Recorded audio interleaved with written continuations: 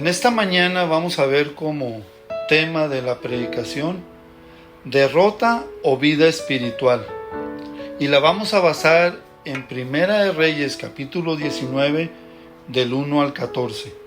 Dice así la palabra de Dios: Acab dio a Jezabel la nueva de todo lo que Elías había hecho y cómo había matado a espada a todos los profetas. Entonces envió Jezabel a Elías un mensajero, diciendo: Así me hagan los dioses, y aún me añadan, si mañana a estas horas yo no he puesto tu persona como la de uno de ellos. Viendo pues el peligro, se levantó y se fue para salvar su vida, y vino a Berseba, que está en Judá, y dejó allí a su criado. Y él se fue por el desierto un día de camino, y vino y se sentó debajo de un enebro, y deseando morirse dijo: Basta ya, oh Jehová, quítame la vida, pues no soy yo mejor que mis padres. Y echándose debajo del enebro se quedó dormido. Y aquí luego un ángel le tocó y le dijo: Levántate, come. Entonces él miró, y aquí a su cabecera una torta cocida sobre las ascuas, y una vasija de agua. Y comió y bebió y volvió a dormirse. Y volviendo el ángel de Jehová la segunda vez lo tocó, diciendo: Levántate y come, porque largo camino te resta. Se levantó pues y comió y bebió, y fortalecido con aquella comida, caminó 40 días y 40 noches hasta Horeb, el monte de Dios. Y ahí se metió en una cueva, donde pasó la noche, y vino a él palabra de Jehová, el cual le dijo: ¿Qué haces aquí, Elías? Él respondió: He sentido un vivo celo por Jehová, Dios de los ejércitos, porque los hijos de Israel han dejado tu pacto, han derribado tus altares y han matado a espada a tus profetas. Y solo yo he quedado y me buscan para quitarme la vida. Él les dijo: Sal fuera y ponte en el monte delante de Jehová. Y aquí Jehová que pasaba, y un grande y poderoso viento que rompía los montes y quebraba las peñas delante de Jehová. Pero Jehová no estaba en el viento. Y tras el viento un terremoto, pero Jehová no estaba en el terremoto. Y tras el terremoto un fuego, pero Jehová no estaba en el fuego. Y tras el fuego un silbo apacible y delicado. Y cuando lo oyó Elías, cubrió su rostro con su manto y salió, y se puso a la puerta de la cueva. Y aquí vino a él una voz diciendo: ¿Qué haces aquí, Elías? Él respondió: He sentido un vivo celo por Jehová, Dios de los ejércitos, porque los hijos de Israel han dejado tu pacto, han derribado tus altares y han matado a espada a tus profetas, y solo yo he quedado y me buscan para quitarme la vida. Pensemos en estas preguntas. ¿Cuál es el hombre que más admiras en todas las Escrituras? ¿Por qué lo admiras? ¿Sabías que los hombres que Dios ha llamado para su servicio son hombres semejantes a nosotros? Hombres como Moisés, David, Daniel, Pablo y otros muchos más nos parecerían inalcanzables, pero la verdad es que ellos eran tan humanos como nosotros. Ellos trabajaban y dormían como todos nosotros. Ellos lloraban y se reían como lo hacemos también nosotros. Ellos sentían y reaccionaban también como todos y cada uno de nosotros. Ellos eran seres humanos como nosotros. Entre estos hombres está Elías, considerado el más grande de los profetas. Sin embargo, ahí en Santiago, en el capítulo 5, versículo 17, también Santiago nos dice que era un hombre sujeto a pasiones como las nuestras. Mejor descripción no podemos encontrar para hablar de la debilidad de un hombre fuerte, quien frente a la amenaza de morir, huyó para salvar su vida, hasta llegar al extremo de pedirle a Dios que le quitara la vida. Con este ejemplo nos daremos cuenta que aún los hombres más fuertes colapsan, que aun cuando estamos en esa cumbre de nuestras victorias espirituales, podemos caer en el desaliento, en el desánimo y en el apartarnos del Señor.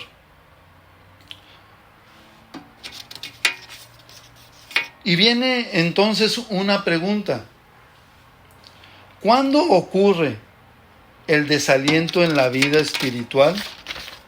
Entonces, en primer lugar, vemos que es cuando el temor o el miedo te hace olvidar de tus victorias. Dice 1 Reyes 19:1: cuando Acab llegó a su casa, le contó a Jezabel todo lo que Elías había hecho, incluso la manera en que había matado a todos los profetas de Baal. Elías esperaba con esto que tanto Acab como su mujer Jezabel se arrepintieran de su mal camino y se volvieran a Dios, y que con esto que estaba sucediendo hubiera un avivamiento en el pueblo de Israel. Pero esto no pasó así, sino que fue todo lo contrario, porque tanto Acab como Jezabel decidieron terminar con Elías. Cuando Elías vio que aún ni esta demostración del poder de Dios produjo cambios en sus corazones, en Acab y en Jezabel, sino una seria amenaza contra él, en lugar de Elías de seguir adelante y seguir confiando en el Señor, le dio la bienvenida al temor, al miedo en su vida. Y lo que hizo fue marcharse, irse. El temor, el miedo, pueden hacernos olvidar las grandes victorias pasadas que hemos tenido en el Señor. Nada hay tan peligroso en la vida cristiana verdadera que dejarse invadir por el miedo, por el desánimo, porque todo eso nos hace olvidar de que hemos tenido triunfos por el Señor. Nos dice el versículo 2 de Primera de Reyes 19: así me hagan los dioses y aún me añadan, si mañana a estas horas yo no he puesto tu persona como la de uno de ellos. Vemos cómo aquí Acab manda a su siervo para que le dé esta mala noticia a Elías. Pero Elías, que tuvo muchas victorias en el pasado, que tuvo triunfo, por ejemplo, si leemos allí en Primera de Reyes 18, del 20 al 40, cómo exterminó con 450 falsos profetas, ahora se encuentra en una situación donde recibe una amenaza y Elías lo que hace es salir corriendo por el desierto. Vemos cómo el miedo se apoderó de él, lo permitió, y entonces empieza a actuar en sus propias fuerzas y no siguiendo la voluntad de Dios. Elías fracasó. Elías, el temor lo llevó a tomar malas decisiones. Ese hombre valiente que vimos en la cumbre del Carmelo, ahora lo vemos huyendo de un rey y una reina sumamente enojados contra él. ¿Derrota o victoria espiritual? ¿Cuándo ocurre la derrota en la vida cristiana? En segundo lugar, cuando cambiamos lo temporal por lo eterno. Nos dice Primera de Reyes 19:4: Y él se fue por el desierto un día de camino y vino y se sentó debajo de un enebro. El texto nos dice que Elías huyó a Berseba, que está más hacia el sur. Y Berseba era un lugar o es un lugar desértico. Elías emprendió un día de viaje por el desierto para buscar refugio, pero no el refugio del Dios Todopoderoso, sino que lo vemos ahí refugiándose en un arbusto, en un enebro. En ninguna parte de este capítulo encontramos que a Elías invocando al Señor o buscando su dirección, sino más bien quejándose con Dios. El problema no fue que se levantara y huyera o que bajara al desierto a esconderse, sino el verdadero problema de Elías fue el olvidarse de Dios como su refugio principal. Y nosotros con mucha frecuencia andamos corriendo, alejándonos del compañerismo íntimo con Dios. Y digo ¿por qué? ¿Por qué alejándonos del compañerismo íntimo con Dios? Porque emprendemos muchas cosas, pero las hacemos en nuestras propias fuerzas y no las hacemos en la guía de Dios. Porque ciertamente una cosa es aislarse para estar en comunión con Dios, y es ahí en la comunión con Dios donde yo le cuento todas mis necesidades, todos los problemas que puedo tener o los planes, y es en oración donde espero la respuesta de Dios para seguir adelante. Pero otra cosa es aislarse de la comunión con Dios. O sea, estar sin Dios. Elías pasó de sentarse a echarse debajo del enebro. Cuando cambiamos ese compañerismo precioso de Dios por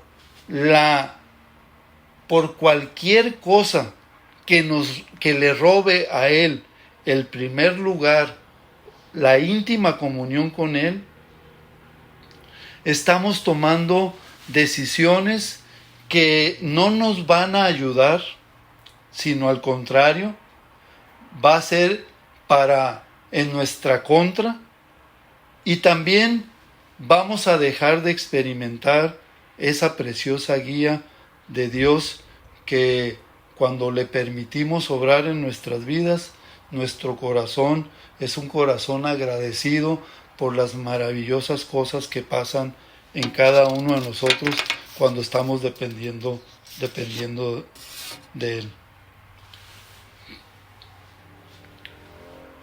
Vemos cómo Elías, entonces, en vez de estar en esa íntima comunión con Dios, Elías se olvida, ¿verdad?, de él, y vemos cómo Elías empieza a tomar malas decisiones. Derrota o victoria espiritual. ¿Cuándo ocurre la derrota en la vida cristiana? En tercer lugar, cuando pensamos que somos indispensables. Allí en 1 Reyes 19, del 10 al 14, podemos leer, y ahí Elías dice: yo solo he quedado y me buscan para quitarme la vida. Elías pensaba que era el único para la tarea que Dios tenía. Por lo tanto, él se sentía indispensable. Es como decir, si las cosas no salen como yo las hago, de nada sirve. Era cierto que Elías tenía un vivo celo por las cosas de Dios, y eso lo llevó a la osadía de sentirse como si fuera único e indispensable frente a aquella agotadora tarea. Pero si él en realidad era el único profeta o creyente verdadero vivo,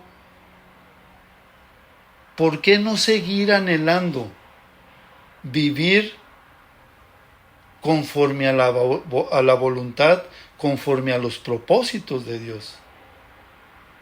Si los enemigos de Dios, como Jezabel, lo querían muerto a Elías, ¿no debería de buscar él el derrotar su malvada voluntad dependiendo de Dios?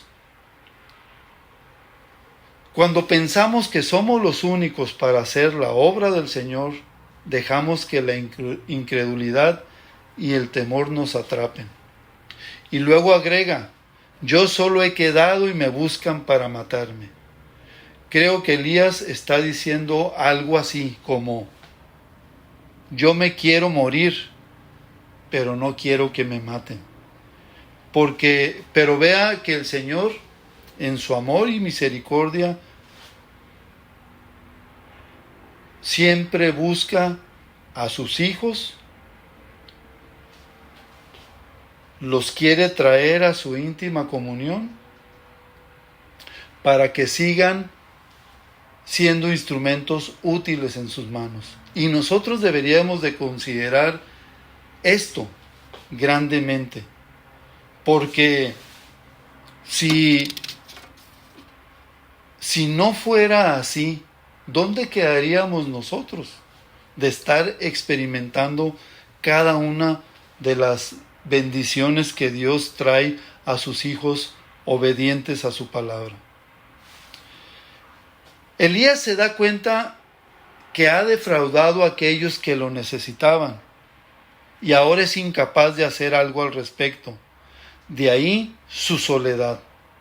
Nos dice 1 Reyes 19:18: y yo haré que queden en Israel 7,000 cuyas rodillas no se doblaron ante Baal y cuyas bocas no le besaron. Elías pensó que era el único, pero Dios le mostró que había 7,000 profetas quienes no se habían arrodillado ante Baal ni los habían besado. Cuando nos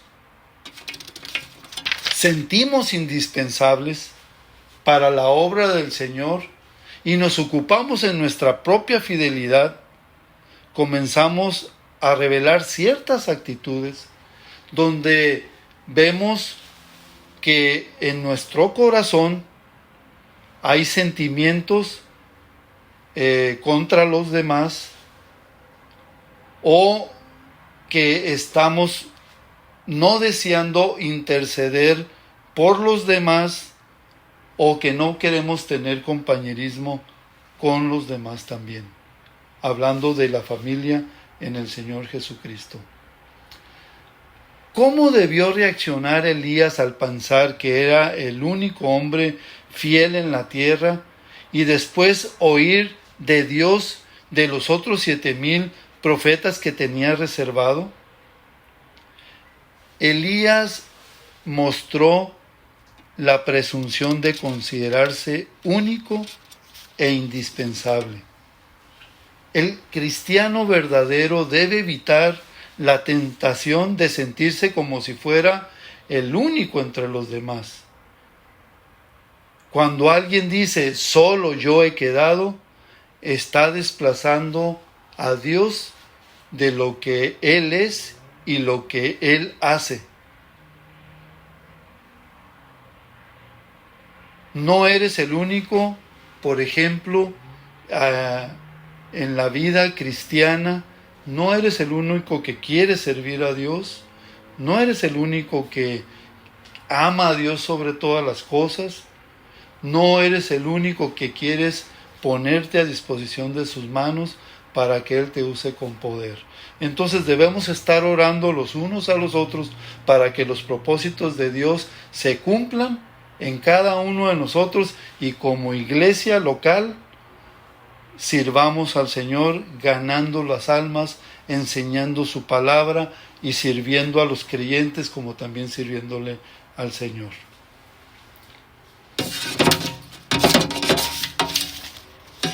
Derrota o desaliento espiritual. ¿Cómo nos restaura Dios para que tengamos victoria? En cuarto y último lugar, haciendo provisión para nuestro diario caminar. Dice ahí Primera de Reyes 19:5.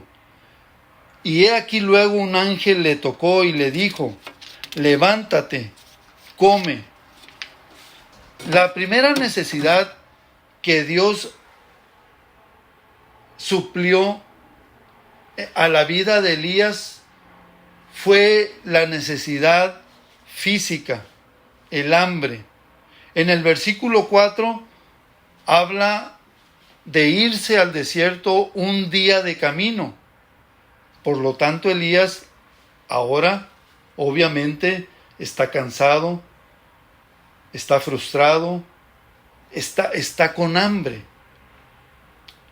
Porque ciertamente estar sometido durante todo un día en ese caminar por el desierto donde no hay nada, pues el cuerpo ciertamente se cansa. Pero no es tanto el cansancio lo que nos debe de llamar la atención, o el tiempo que Elías duró atravesando por el desierto, sino más bien qué estaba pasando en el corazón de Elías. Porque nosotros también podemos padecer muchas cosas, ¿verdad? Como hoy en día, ¿verdad? Hemos padecido de enfermedades muy serias, pero no por el tener estas enfermedades que son fuertes y que amenazan con robarnos la vida, quiere decir que vamos a dejar de confiar en Dios, sino que al contrario, aunque estamos caminando por esa situación adversa, pues es cuando necesitamos estar siguiendo la voluntad de Dios, estar confiando plenamente en Él. Y hemos visto, ¿verdad?, cómo Dios ha tenido misericordia, donde se han presentado estas situaciones adversas a la vida. Nos ponemos en sus manos, confiamos en Él, y luego vemos cómo Él nos sostiene y nos saca adelante. Sin embargo, podemos ver cómo aquí Elías, pues al estar en esa situación, Dios tiene cuidado de Elías y le sirve en 2 ocasiones para que Elías se alimente, para que Elías recobre fuerzas, y para que Elías ahora sí camine en la voluntad de Dios. Fíjense cómo Dios tiene cuidado de nosotros, de todas nuestras necesidades, tanto las físicas, pero sobre todo las espirituales. Y concluimos a veces, ¿verdad?, en nuestras oraciones: Señor, te doy muchas gracias porque me das más de lo que necesito, más de lo que merezco. Es el amor, el grande amor de Dios para nosotros, para que estemos nosotros también firmes y constantes en sus planes, haciendo su voluntad. Entonces podemos ver que después de caminar 40 días hasta llegar al monte de Horeb, este es el Sinaí, Elías quiso esconderse en la cueva. Primero estuvo debajo de un enebro y ahora está en una cueva. Es como si todavía está aturdido por el miedo, el temor, y prefiere esconderse, y estando ahí donde el Señor lo llamó 2 veces diciéndole: ¿qué haces aquí, Elías? Vemos como decíamos ahorita, cómo Dios tiene cuidado de Elías, cómo se ve el amor de Dios para Elías, porque Dios lo quiere levantar de la situación en que se encuentra, y Dios le suple todas sus necesidades. Nos dice Isaías 40:29, Él da esfuerzo al cansado y multiplica las fuerzas al que no tiene ningunas. Nuevamente lo voy a leer. Él da esfuerzo al cansado y multiplica las fuerzas al que no tiene ningunas. Es posible que en no pocas ocasiones el Señor nos haga la pregunta de Elías: ¿qué haces aquí en tu vida privada?